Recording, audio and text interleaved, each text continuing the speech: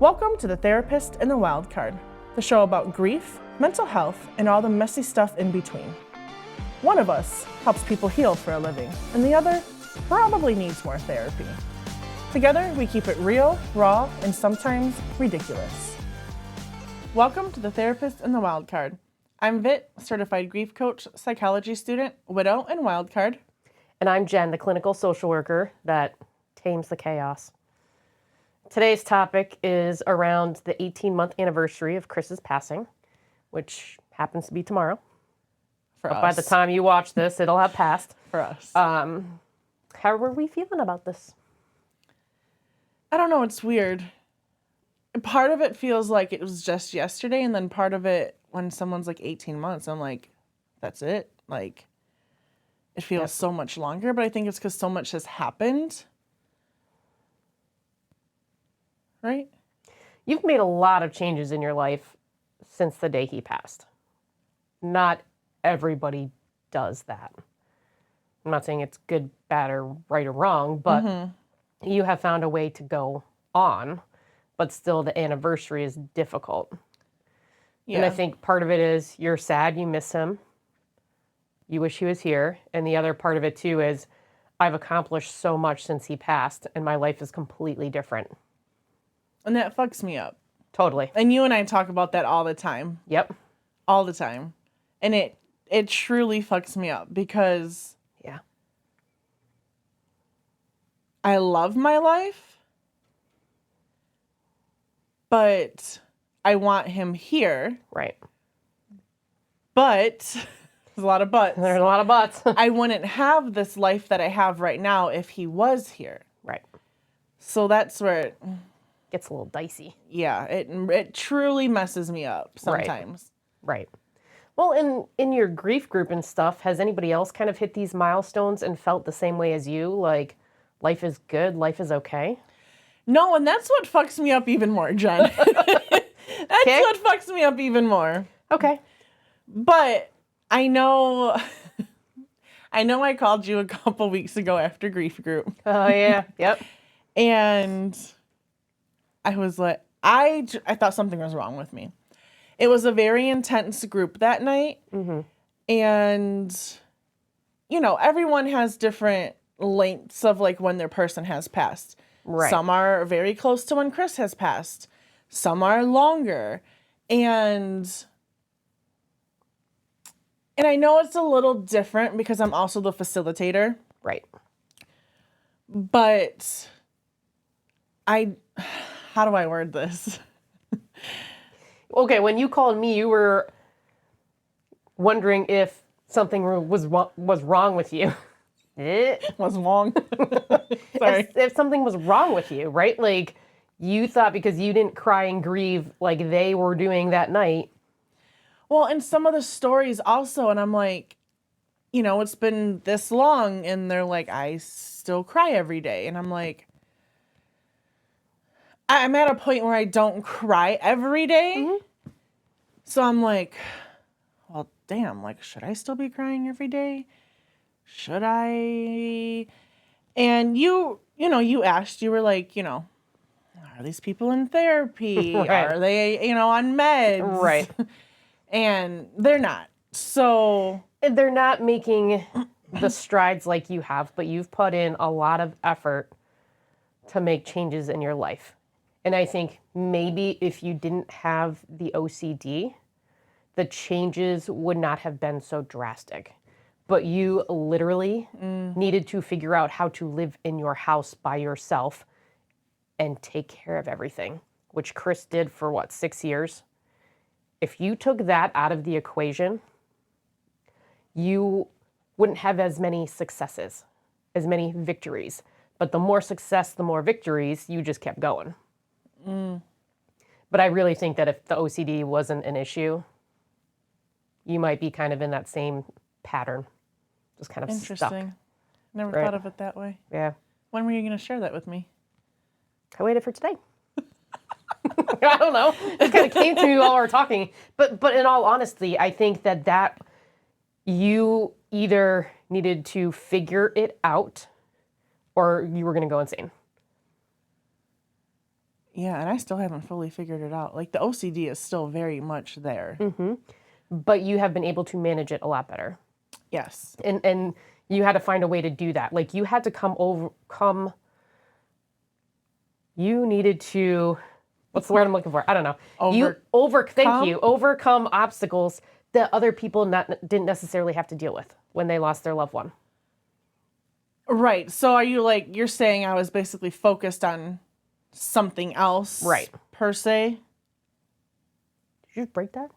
No, but it has a hole in it. No, it just that top flops up a little bit sometimes. We got neatos. In case you guys are wondering what we're talking about. We're just being weird. But you know what I mean? Like, everybody at the 18-month mark. Why can I not talk today? Everybody. I was gonna just do something super inappropriate, but Thanks, I won't. Matt. Thank you. Everybody at the 18-month mark. Why can't I say that? Everybody at the 18-month mark. It's different. Yeah, and so this kind of like goes into like comparing the grief. Okay. As well. Because you can't compare grief. Although I know I did. I'm well aware I did. I'm well aware. Okay. But you can't. Everyone is different. Everyone has different journeys and ways of grieving and coping. And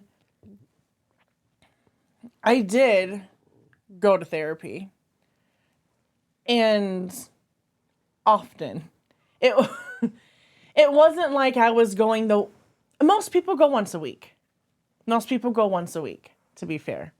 This is pretty standard, yep. I did more frequently per week. It was generally around 3 days. Yeah, usually 2 to 3 days depending on the week. But there was a rough patch where I should have had a frequent flyer card. We're doing a little check-in kind of often, but that's okay. Like, you have overcome so much in these last 18 months. Chris would be so proud of you. And it's crazy. I was looking at pictures. Thank you. You're welcome. Not to negate my compliment, but. Right. Okay. I was looking at pictures the other day, just scrolling back. I was on the phone with a friend, and I was like, damn, like, so much has changed in the past 18 months. Like, yeah. And it's crazy. Because it's only a year and a half. And you never thought you'd be here? No. It's crazy. It is crazy. So now that it's been 18 months, and look how far you've come, what are your goals in the next 6 months? I don't know what I'm doing tonight. That's a valid point. This is what fucks me up. So much has happened, but I'm still floating through life. So day by day? I mean, the next 6 months, I don't know. I feel like I'm still going to be doing the same stuff I'm doing, which is crazy because I didn't think I was going to be doing this 6 months ago. So, which is true. Sky's the limit. Oh, there you go. Sky's the limit. Well, that's the thing. You just got to keep pushing through, but you have to have the mindset in order to be able to do that. And the support. You were lucky enough early on where you met new people who could help carry you through some of those times. I did have very good support very early on. It may have not been the support I thought I was going to have, but yeah. Yeah. I often get asked why I do grief group, and that's one of my answers is like don't get me wrong, shit was hard. I didn't want to be here. Right. But without the support, there's a good chance that I wouldn't be here. Yeah. So if I can be some sort of support for somebody else, right, then mission accomplished. Yep. So, yeah. Well, and there you go. You're also sharing your story. You're normalizing some of these things that other people are going through who don't feel like they're valid. Mm-hmm. You know? Grief is so weird. Yeah, it's pretty messy. Because I think everyone knows grief, and then they don't. They don't. Because I'm like, it should be normalized. Death is normal. Da, da, da. And then there's so many people that I'm learning who haven't experienced close death. Right. Because, like, yeah. Oh, I don't even want to say a friend because that's close. But, you know, a great aunt or, Right. you know. Or is it different, too, if someone had a long-term illness versus a sudden death? You know what I mean? That's different. It hits different. The struggles are different. We talked about that in grief group this week, actually. Did you? Well, so Ange actually asked me like a week or two ago, you know, she's like, I know his was sudden. Right. She said, do you think it would have been different if, you know, he was sick? And this is something we talk about in grief group a lot because everyone's situation is different. There's quite a few who their partners or their people were sick, so they had to take care of them. And, you know, she was basically asking which one, not that I prefer Which one's one easier or the other, to cope with. Right. but I thought about it a lot, and I think I prefer the sudden. But you've never dealt with somebody with a chronic illness. Not super close, but just talking to other grievers, they have so much guilt in caretaking. Like, should I have done this? Or should I do, you know, if I would have done this? Not that I don't have guilt, because in group someone was like, but you feel guilt too. And I was like, right, but would I have more? Right. Because, I don't know, it's just. Well, and I think it depends on the situation. If there's nothing that can be done, nothing can be done. Right. You know, but if you're in the point where you're making medical decisions for somebody and then they pass away, that's a different type of grief. Or like you have to decide if you're keeping them on life support or not. Like I can't imagine what that feels like. Right. Having to make that decision. Yeah, there's no way. Right. There's no way. It's a different process. It still hurts. Oh, Still a lot to go with. There's still grief, you know, but it's also different if it's a 30-year-old versus a 90-year-old. You know, that sucks. It's hard. Right. Sometimes it's more understandable in certain circumstances, if you will. Yeah, I mean. Or acceptable or accepted. Yeah. I mean, when somebody's old, that's kind of like the natural life cycle. Not that it's easy. Right. But, you know, you're able to, they lived a good life. They were 80, 90 some years old. Yeah. As opposed to Chris was 33 when he died. He had so much more life to live. Right. And like I felt like his life was just getting started. Yeah. So, yeah. Yeah. It's crazy. It's just different. All right. So, are you anxious about tomorrow, or are we good? Oh, okay. I mean, I kind of knew that. Keep your phone on you. Okay. Okay. No, I think there's always an anxiousness around the months. Yeah. Anniversaries, holidays, birthdays. Yeah. Because you don't know what's going to happen. You know, how you're going to feel. Right. Like his birthday's in April. That's already like, it's coming soon and it's stressing me out. Well, last year was rough. No. We'll get that in a different episode. Last year versus this year. Okay. Unless you want to talk about it now. Go ahead. Go ahead to me. Well, you were on the receiving end. I don't remember much. I was on the receiving end of that. It was his birthday. And you had an opportunity to be out of town alone at a pool. And you're like, I think I should because I'll be good at the pool. And you told me no. Alone? That seems like a bad idea.